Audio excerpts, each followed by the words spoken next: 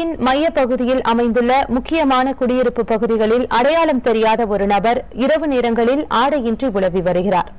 இந்த நபர் சமையல் சிலிண்டர் உள்ளிட்ட பொருட்களை திருடிச் செல்வதும் ரகசிய கேமராக்களில் பதிவாகியுள்ளது. இந்த நபர் இதுவரை போலீசாரிடம் சிக்காதது அப்பகுதி மக்களிடையே அச்சத்தை ஏற்படுத்தியுள்ளது. நீங்கள் பார்க்கும் இந்த காட்சிகள் சென்னையின் முக்கியமான குடியிருப்பு பகுதியான ஆழ்வார்பேட்டையில் பதிவானவை.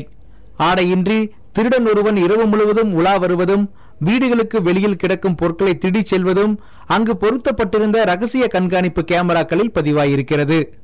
வீட்டு சமையலுக்கு பயன்படுத்தப்படும் சிலிண்டர் கூட இந்த திருடனிடமிருந்து தப்புவதில்லை. இந்த பகுதியில்தான் கடந்த ஆகஸ்ட் மாதம் வரை இலங்கை துணை தூதரகம் இருந்தது. இந்த துணை தூதரகம் தற்பொழுது நுங்கம்பாக்கம் பகுதிக்கு மாற்றப்பட்டு விட்டது.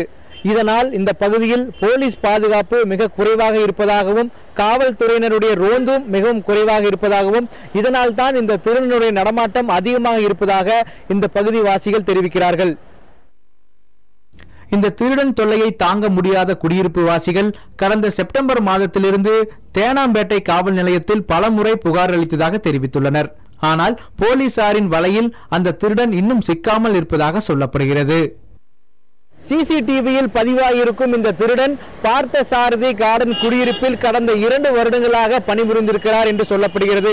இதனால் இந்த ஏரியா முழுவதும் அவருக்கு அத்துப்படி என்றும், இதனால் தான் தைரியமாக உலா வருவதாகவும் சொல்லப்படுகிறது.